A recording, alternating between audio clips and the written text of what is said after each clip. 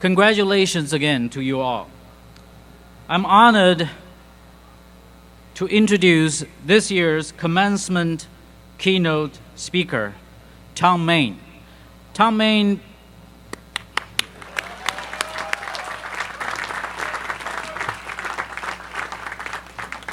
besides being a Pritzker Prize winner and world-leading architect and alumni of us, many years ago he was sitting there as all of you. Thom doesn't need any introduction, but I'd like to touch upon 2 points. As you all know, the program at USC School of Architecture is the best on the surface of globe, right? And it's a rumor that there are only 3 universities that have ever educated 2 Pritzker Prize winners. I like to always share this with you. One more time, last time, right? With all the parents as well. So the 3 universities have ever educated 2 Pritzker Prize winners. They are Tokyo University, USC, and Harvard University. But that's I don't know if anybody has verified that, but I wonder, I verified, it's wrong actually. Tokyo University and Harvard University each actually, there's one guy that's been counted both for Tokyo University and Harvard University. That means Tokyo University and Harvard University only have 1.5 each. I mean, simple math, right? So that leaves USC the only school that has educated 2 Pritzker Prize winners. And Thom alone counts 50% of that honor of the program. Thom has won many awards, Rome Prize, AIA Gold Medal, but I consider him as a really generous supporter of our program. He has always responded our call to be on the final juries, to join our special programs, and also really to be the spirit and tangible spirit of your role models at the school. Thom also made the first commencement keynote speak when I first took the job. And it's my personal honor and forever in debt of his agreement to come to share a few words with us today. And as I have said, USC is the best, but that's not important. What really is great about us is actually we help other programs get better. And Thom is a role model of it. You know that. He co-founded the SciArc, he funded all the super studio in UCLA, so he's really generous to us all, young designers for the future. Without further ado, let's give a big round of applause for Thom Mayne.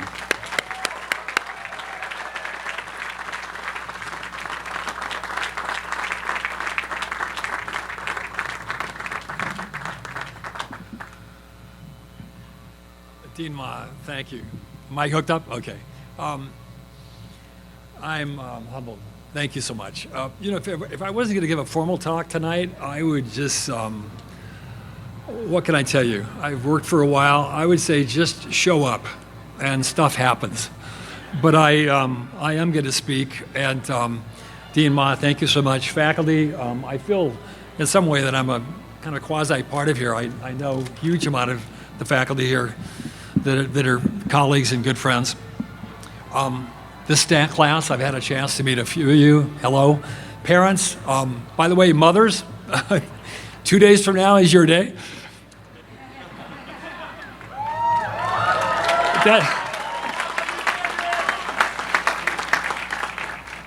Yeah, if it wasn't for the moms, we wouldn't be here, so we gotta, what? Okay. Today, the School of Architecture celebrates its 101st commencement. As graduates today, you commence again at a distinct point in a lifetime's labyrinth of commencings, beginnings, departures, emergences. To be attentive to the continuity of commencements in your life is an opportunity to question to reassess the foundations, the generative ideas of your creations and your actions. I was sitting here, I think right there, yes, you're shaking your head, in 1969, kind of hard to believe. That's 48 years ago, at this exact departure point in my life. The arts are uniquely capable of critically revealing aspects of ourselves, the world around us, and the relationship between the two of us. It's our anchor. The arts exist to enable us to react to the world, to analyze it, and to record our impressions. Creating architecture is an artistic act of intelligence. The symbol system that allows us to give form and representation to our ideas, our concepts, and our feelings in a way that shapes the world around us. Your early foundational years here were meant to be ones of protection and nurturance, insulating you from the vicissitudes and the complexities of the outside world. The outside world, more on that later. And the nurturing, I guess, is I'm seeing from the outside. You're a little bit rougher, Ma, on that. I won't make the analogies to vineyards. The virtue of the academy is that it creates an intellectual, a psychological, and a physical place, allowing for the fermentation and the development of a personal temperament. An environment where everything is possible, a total immersion, both emotional and intellectual. An incubation period during which ambitions, desires, and initiatives are weighed, pushed, abandoned, and pursued again. This defines the time you have spent here in establishing a foundation that will build on everything that comes next. Looking back at my time at this university, I've come to realize how essential that time was in that nurturing independence of thought, a method of thinking, a constructing of meaning, the necessary of keeping those pursuits of the experience alive and active in my work today, to continue to balance my activities in the real world with its risks, its difficulties, its distractions, with the time spent in a place that was private, internal, and isolated, what we call the self. I can report to you in my 40 years as an architect that if you can hold on to your identity, this identity they're in the middle of forming at this moment, it will give you immeasurable pleasure. As you emerge from this protected environment of the academy, carry with you the intention that everything is possible. Let it inform all of your future pursuits. Parallel to this attentiveness to your internal life, the basis of your creativity, USC is a remarkable place in large part because of its commitment to engagement, an understanding of architecture as a social art form, and its ability to shape behavior both private and at public levels.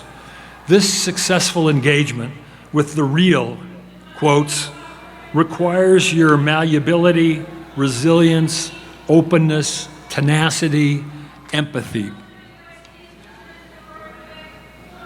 Wow, that's very loud over there. You have not spent your time here being immersed solely in the conceptual or the philosophical. You've not been in a hiatus in an ivory tower. Rather, you've been nurtured to go out and engage the world, translating creative desire to knowable action. Engagement is embedded in the ethos of this place. It is a stance required of all of you to make your way through the very particular educational experience that you've had here. As you leave this place and begin this confrontation of idea and possibility versus reality, you will have the tools that you developed here to service you. Today's particular commencement marks your transition of your role as a student to this outside world. It's the beginning that will become an astonishing journey. My own path has zigzagged since childhood, and so will yours. There is no single answer, no place to buy a map. There is no straight line between 2 points. only a circuitous and labyrinthine series of triumphs and failures, defining a route that you must define for yourself. No one will tell you how to navigate this unpredictable space that is your life.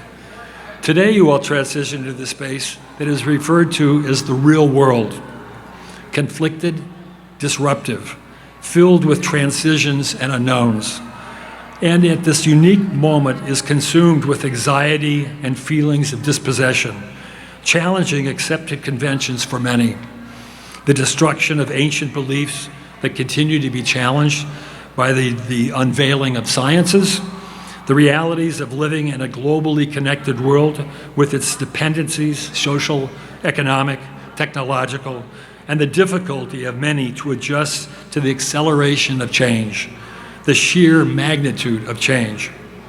Darwin anticipated this 2 centuries ago. He anticipated this with his discussion of the survivors being neither the smartest or the strongest, but the adaptive. In your life, if anything like mine, you will experience huge shifts in yourself that challenge and continually reimagine your own ideas by testing them within your own constructed space. Architecture is a social art form. Architecture cannot be pursued in a room by yourself alone. It must address, consider, internalize, and interpret the world around us. One of your challenges will be to develop an ability to negotiate this divide, to move lightly and easily between the deeply personal artistic self and the ultimate responsibility of your work as it relates back to the shared consciousness. Each of you give expression and coherency to the world, shaping its form and substance with the vitality that is the power that you've produced here. Choosing a life of creativity isn't easy. It follows no prescribed path. It's much more than a distance traveled between 2 points, a mountain climbed, etc. It's a deeply personal journey that only you will take in an ever-changing and an unpredictable topography. No one can teach you how to navigate this, yet each of you will find a way to move forward in your personal journeys. Your creativity will sustain you in ways largely in its reciprocal potential, the rich feedback loop of a continued questioning that is embedded in the creative act. It will establish the plastic force and the drive within each of you to grow into something new. Your education here at USC has prepared you to be an explorer, to prioritize inquisitiveness, and let your own curiosity lead you. It's now up to you to carry this on, to imbue your work with this vitality. Nietzsche had this incredible quote in terms of this vitality. For art to exist, for any sort of aesthetic activity to exist, a certain psychological precondition is indispensable: intoxication. Intoxication must first heighten the excitability of the entire machine. And all of you are leaving here with a certain level of intoxication. It's what happened to me when I was here. And that's going to carry with you a lifetime, I can tell you. Lastly, I would like to share with you some thoughts of certain character traits that I think were evident, for me maybe inevitable, that had to do with developing as an architect. And I felt uncomfortable here because I'm not trying to give advice. I'm just stating things that have to do with my life. It's not Papa Bear to baby bears, and so bear with me in that. I'm just speaking of things I think are important. I'm not telling you what to do. I just told you I couldn't tell you what to do. It's your own business. You're going to find your own way. But I've listed 8 things here that were essential in my life. Maintain control of your own artistic production. Not an easy thing to do with the forces of the world, specifically the marketplace. Don't observe yourself too closely. Don't be too quick to draw conclusions from what happens to you. Simply let it happen.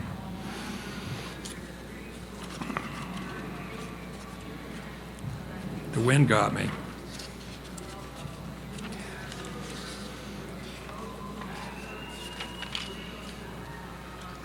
Sorry. Be fearless. Make mistakes. Take risks.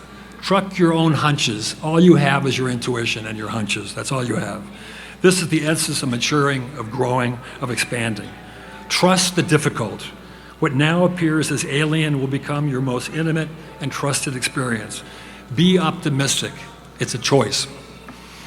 Everything is possible. Quote, impossible is just a big word thrown around by small men who find it easier to live in the world they've been given than to explore the power they have been given to change it. Impossible is not a fact. It's an opinion. Impossible is not a declaration. It's a dare. Impossible is potential. Impossible is temporary. Impossible is nothing. That was Muhammad Ali, who of course passed away last year.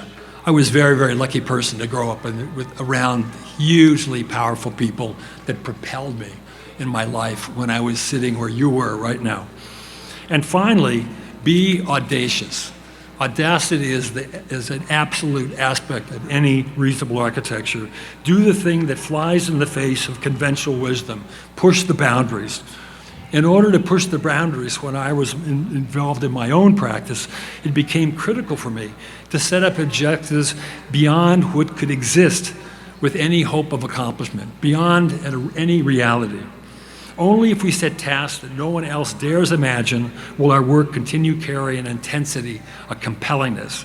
My job, your job, is to push that limit, to cajole, to convince, to do what is necessary to achieve the results that fulfill your demands of artistic integrity. We must work outside the box, actually reject the box completely, speak out, argue, reconcile, fight, negotiate, renegotiate, rest, return and re-involve yourself in the creative act. All this, try to keep through this a sense of humor. Class of 17, congratulations. It's lovely to be here with you on this beautiful day.